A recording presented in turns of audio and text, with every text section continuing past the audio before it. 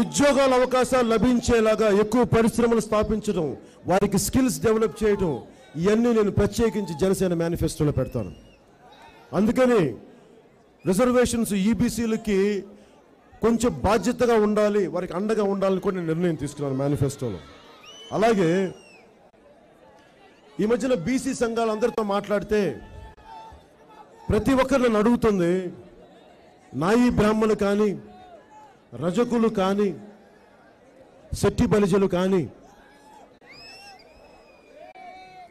యాదవ కులస్తులు కానీ, గౌడ కులస్తులు కానీ, తూర్పు కాపులు కానీ, అన్ని కులాలు 139 ఉన్నాయి వెనకబడిన కులాలు.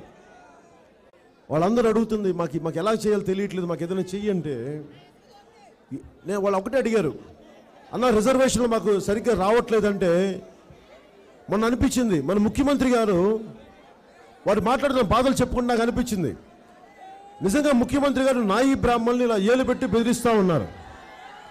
వాళ్ళు ఏమడిగారు, మాకు దేవాదాయ శాఖలో ఉద్యోగాలు పర్మనెంట్ చేయండి, లేదంటే మాకు ఇంకొక 10 రూపాయలు ఎక్కువ ఇప్పించండి అని అడుగుతున్నారు. మీకు ఇచ్చాం కదా 10 రూపాయలు చాలే అంటే నాకు అనిపించింది, మన భారతదేశం అంతా వృత్తి ఆధారిత కులాలు, మనందరం రకరకాల వృత్తులు చేసుకుంటూ వచ్చినాం. అది మన సమాజం, అది మన మంచో చెడో దౌర్భాగ్యం, అది మన హిస్టరీ, మన చరిత్ర మార్చలేం. కానీ దానిని చాలా బాధ్యతగా సరిచేసుకోవాల్సిన అవసరం ఉంది. నాకు ఇలా కష్టాలు ఎందుకు ఉన్నాయి అన్ని కులాలకి అంటే,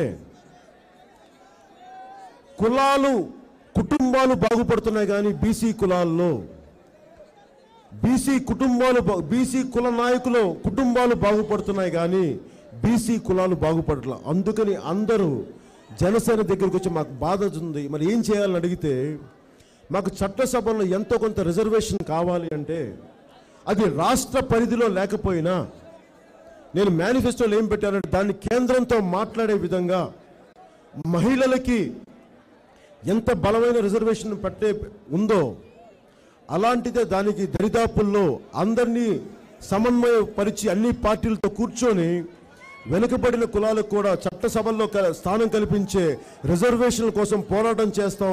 దానిని హామీల్లో నేను మేనిఫెస్టోలో పెడతానని చెప్పి నేను మేనిఫెస్టోలో తెలియజేసుకుంటా ఉన్నాను. అలాగే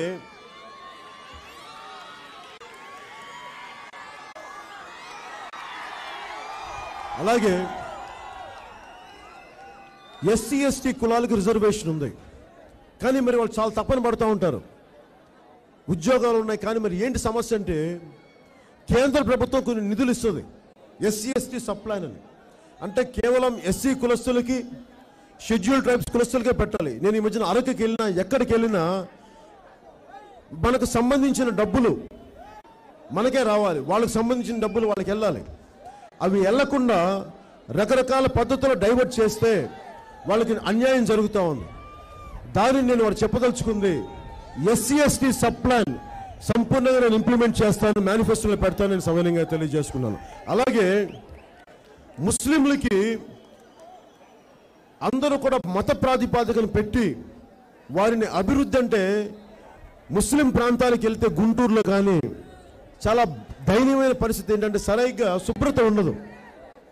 ముస్లింలు కేవలం ఓట్లుగానే చూసి వారికి కావాల్సిన ఆర్థిక భద్రత కానీ వారికి కావాల్సిన సరైన జీవన విధానం కానీ చేసే పరిస్థితుల్లో లేరు. అందుకోసం దీనికి సచ్చార్ కమిటీ అని ఒక రిపోర్ట్ చేశారు. ఆ సచ్చార్ కమిటీని సంపూర్ణంగా నేను అర్థం చేసుకున్నాను. ఇంకొంతసార్లు సంప్రదింపులు జరిపి ఆ సచ్చార్ కమిటీ నివేదికను సంపూర్ణంగా అమలు చేస్తుంది జనసేన పార్టీ అని చెప్పి మీకు తెలియజేసుకుంటా ఉన్నాను. అలాగే ఏ మూలకెళ్ళినా నాకు సమస్య ఉండదు. కాపుల రిజర్వేషన్ గురించి మాట్లాడాల్సి వస్తుంది. అంటే నాకు ఇబ్బంది అంటే, నాకు కులం సంబంధం లేదు కానీ ఒక రాజకీయ నాయకుడిగా అన్ని కులాలతో పాటు నేను కాపుల గురించి కూడా మాట్లాడాలి, తప్పించుకోలేను. నాకు సంబంధం లేదంటే కుదరదు. దానివల్ల నాకు అనిపించింది, నేను చదివాను అసలు ఏంటి కాపు రిజర్వేషన్లు అనేది. చాలా దశాబ్దాలుగా నేను 2006 నుంచి ఎప్పటి నుంచి అర్థం చేసుకోవడానికి ప్రయత్నం చేస్తుంటే, ఇది బేసిక్గా ఇది ఒక రిజర్వేషన్, బీసీ కులం. ఇది గంజాం జిల్లా మనకి ఒరిస్సాలో ఉన్నప్పటి నుంచి, ఆ తర్వాత దాన్ని తీసుకెళ్ళి కొన్ని కులాలు బీసీ మనకి కాపుల్లో కొన్ని తెగలు, తూర్పు కాపులు కానీ, మున్నూరు కాపులు కానీ, కొన్ని బలిజ తెగలు కానీ వాటిని బీసీలో ఉంచేశారు. కానీ ఈ గోదావరి జిల్లాలో ఉన్న కాపులని అగ్రకులంగా పెట్టారు. దానివల్ల రిజర్వేషన్లు కోల్పోయారు. ఆ రోజు నుంచి మధ్యలో కొన్ని ముఖ్యమంత్రులు వచ్చినప్పుడు రిజర్వేషన్ అమలు చేశారు, బీసీ రిజర్వేషన్, కొన్నిసార్లు తీసేశారు. సో కాపులు అడుగుతున్నది కూడా, కాపు నాయకులు అడుగుతున్నది కూడా నేను అర్థం చేసుకుంది, ఒకప్పుడు బీసీ స్టేటస్ ఉంది, ఆ బీసీ స్టేటస్ని పునరుద్ధరించమంటున్నారు. కానీ ఈ ఓట్ల బ్యాంకు రాజకీయంలో చాలా సమస్యలు వచ్చేటప్పటికీ నాకు అర్థమైంది. నేను ముఖ్యమంత్రి గారిని అడిగాను, ఎలా సాధ్యపడుతుంది మీకు అని. మేము చేస్తామన్నారు. ముఖ్యమంత్రి గారు కాపుల చేత ఓట్లు వేయించుకున్నారు కానీ వారికి న్యాయం చేయలేదు. సో నాకు అనిపించింది, నిజంగా కాపు రిజర్వేషన్కి న్యాయం చేయాలి అంటే, మిగతా వారికి ఇబ్బంది కలగకుండా ఉండాలంటే, కాపులకు రిజర్వేషన్లు పెంచితే బీసీలు నష్టపోతారంటే, నాకు చాలామంది పెద్దలతో మాట్లాడినప్పుడు బీసీ కోటానికి 5% పెంచాల్సిన అవసరం ఉంది. ఎందుకంటే తమిళనాడులో 69% ఇది ఉంది. అందుకని దీన్ని అర్థం చేసుకొని అది ఎలా జరగాలి ఏంటి అనేది 9th షెడ్యూల్లో కానీ పెట్టగలిగితే, అంటే కోర్టు పరిధిలో కొన్నిసార్లు చట్టాలని, రాజ్యాంగంలో ప్రాథమిక హక్కులకి భంగం కలిగించినప్పుడు కోర్టులు జోక్యం చేసుకుని ఇవి జరగవని చెప్తారు.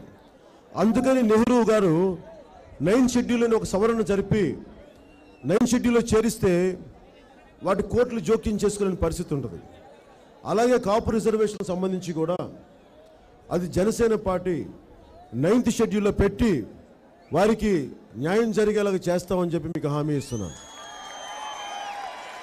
అలాగే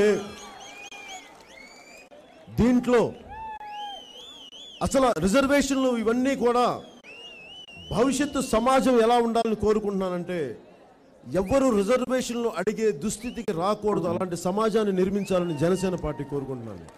నిజంగా నాకు తప్పట్లేదు కాబట్టి మాట్లాడుతున్నాను. నేను కోరుకునేది కూడా నిజంగా విపరీతమైన ఉద్యోగ భద్రత, వెల్త్ క్రియేషన్, సంపదను సృష్టించగలిగితే అందరికీ ఉద్యోగాలు వస్తాయి. నిజంగా రాజకీయాల్లో భవిష్యత్తులో ఎవరు రిజర్వేషన్లు అడిగే పరిస్థితికి ఉండకూడదంటే స్వచ్ఛమైన పాలన జరగాలి. 1,00,000 కోట్లు తినేవాళ్ళు, 1,50,000 కోట్లు తినేవాళ్ళని పెట్టుకుంటే ఇంకొక 100 సంవత్సరాలు రిజర్వేషన్లు కంటిన్యూ అవుతూనే ఉంటాయి. అందుకే నేను కోరుకునేది స్వచ్ఛమైన పాలన వస్తే తప్ప అన్ని కులాలకు కూడా న్యాయం జరుగుతుంది. అలాంటి స్వచ్ఛమైన పాలన జనసేన పార్టీ నుంచి 2019లో మీకు అందిస్తాను. మీకు అండగా నిలబడతాను. మీకు మీ కుటుంబంలో ఒకటిగా ఉంటాను. కష్ట నష్టాలు ఉంటాయి, నాకు తెలుసు. పరిపాలన అంటే చాలా కష్టం నాకు తెలుసు. ఎదగడానికి ఎందుకురా తొందర అన్నట్టుగానే నాకు తెలుసు. రేపొద్దున అధికారంలోకి వచ్చినాక ఎన్ని కష్టాలు ఉంటాయో. తిట్లు తింటాను, తిరస్కారాలు అనుభవిస్తాను. ఎందుకంటే ఎన్ని చేయగలిగామని. దశాబ్దాలు తాలూకు సమస్యల్ని 5 సంవత్సరాలు కూడా తీర్చడానికి ప్రయత్నం చేస్తాను నేను. మీరు నాకు అండగా ఉండండి, ఆశీస్సులు ఇవ్వండి. మీకు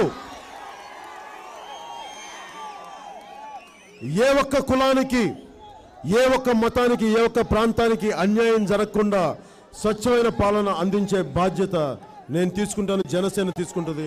మీకు అండగా ఉంటుంది. నేను కూడా, మీరు ఇంతమంది ఉన్నారు, మీరందరూ కూడా ఇంటికి వెళ్ళి ఆలోచించండి. మీ ముగ్గురు ఉన్నారు. ఇప్పుడు రెండోసారి ముఖ్యమంత్రిని చేయండి, ఆ తర్వాత మా అబ్బాయిని ముఖ్యమంత్రి చేయండి అని చెప్పి ఇలా చూపించే ముఖ్యమంత్రి చంద్రబాబు గారు.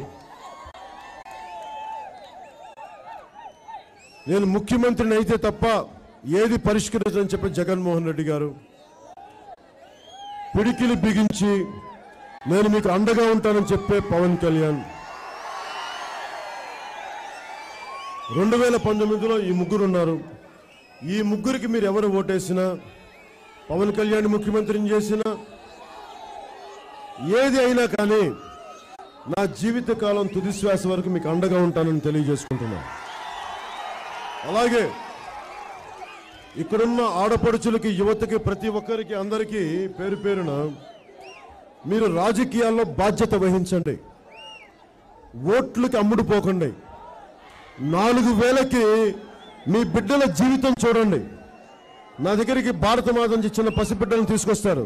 మీ బిడ్డల భవిష్యత్తు కోసం తెలుగుదేశంకి ఓటేస్తా అంటే ఆలోచించే ఓటేయండి, ఆలోచించి ఓటేయండి. అందుకని ఆలోచించి ఓటేయాలి. మీ బంగారు భవిష్యత్తు ఎవరి వల్ల అవుద్దో, బాధ్యత గల ప్రభుత్వం ఎవరు స్థాపిస్తారో వారికి అండగా నిలబడాలని మనస్ఫూర్తిగా కోరుకుంటూ, ఆలోచించి ఓటేయమని కోరుకుంటూ, నాకు ఈ అవకాశాన్ని కల్పించిన మీ అందరికీ, మా జనసేన మన జనసేన నాయకులందరికీ, ప్రతి ఒక్కరికి మనస్ఫూర్తిగా ధన్యవాదాలు తెలుపుకుంటూ, ఆ ఇంగవరం గ్రామాలు ఇవన్నీ కూడా కబ్జా తీసేయాలంటే ఇక్కడ ఉన్న ఎమ్మెల్యేలు అధికారుల మీద దాడి చేస్తే ఎవరికి అన్యాయంగా ఉంటాం, మరి ఏం చేస్తాం చెప్పండి. ముఖ్యమంత్రి గారికి నాకు అవగాహన ఉంది, దీన్ని బలంగానే పోరాడుతాం దాని మీద. అలాగే కాంట్రిబ్యూటరీ పెన్షన్ స్కీమ్ని కూడా రాష్ట్ర పరిధిలో శాసనసభలో పెట్టి దాన్ని రద్దు చేసే ప్రక్రియను మొదలు పెడతామని చెప్పి గవర్నమెంట్ ఉద్యోగులందరికీ నేను సవినయంగా తెలుపుకుంటూ సెలవు తీసుకున్నాను. నాకు ఈ గొప్ప అవకాశాన్ని ఇచ్చిన తణుకు ప్రజలందరికీ, అన్నదమ్ములందరికీ, ఆడపడుచులందరికీ, అక్క చెల్లెలందరికీ ధన్యవాదాలు తెలుపుకుంటూ సెలవు తీసుకున్నాను.